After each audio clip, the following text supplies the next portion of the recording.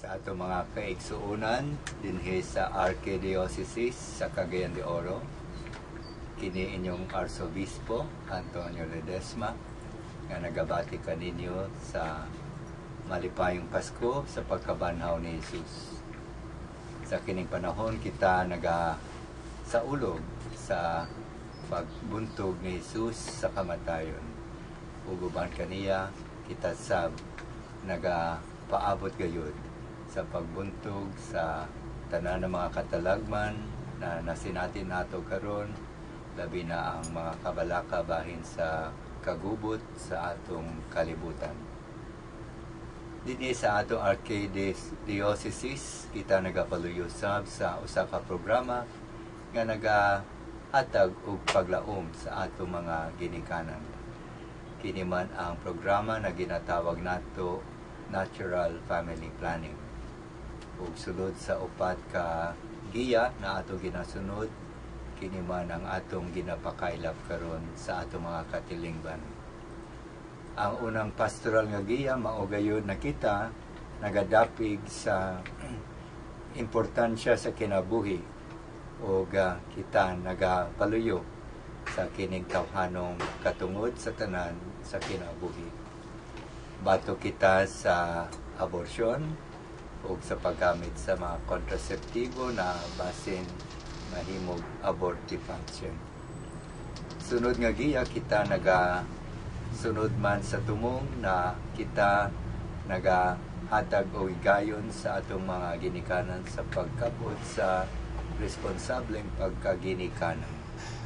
Kay pinaagi sa kining ilang pagbansay sa responsibilidad, sila man makasigurar sa pagpakabana alang sa kayuhan sa ilang mga kabataan.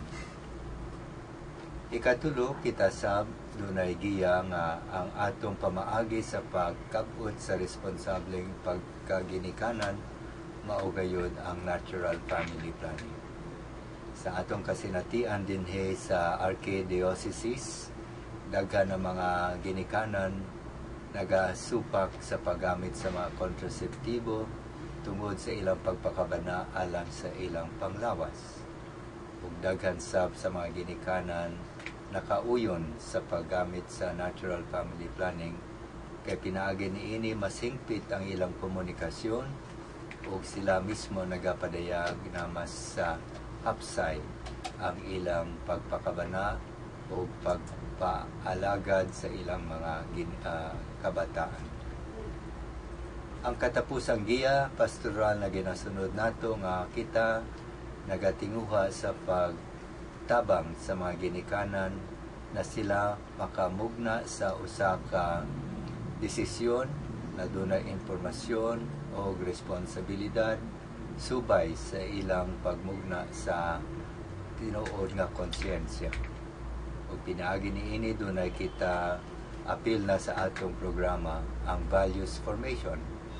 Nasulod niini matabangan ang atong mga ginikanan sa pagsubay sa kabubuton sa Ginoo, pagsubay sa mga ginatudlo sa atong simbahan. Sa katapusan mga igsuon kini man ang usa ka pamaagi diin kita maka-apil sa kining panahon sa Pasko sa pagkabanhaw ni Jesus. Na kita sulod sa atong mga pamilya makapakita sa pagkamahinungdanon sa matag kinabuhi sa tao o ang pagkamahinungdanon sa matag pamilya. Sa pag-usab, malipayong Pasko sa pagkabanhaw ni Jesus.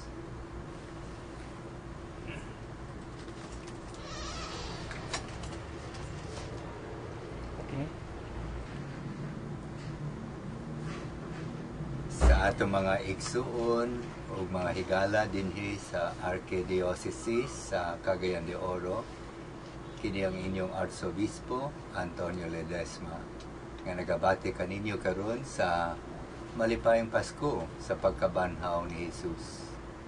Sulod sa kining panahon kita saulog gayud sa pagbuntog ni Jesus sa mga puwersa sa kamatayon o pagkasakit. Bisan gani kita karon nagasinati sa daghan ng mga katalagman, daghan ang nagkakabalaka bahin sa kagubot sa kalibutan, hasta ng pagpataas sa mga presyo sa mga bililhon, kita sab karon nagasalig sa kining pagkabot sa paglaom na ang pagkabanhaw ni Jesus usa man ka imbitasyon kanatong tanan sa pag-uban kaniya sa iyang gingharian sa Dios.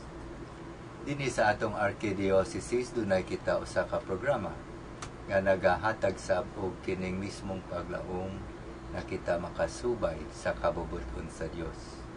Kini man ang programa alang sa atong Natural Family Planning Program.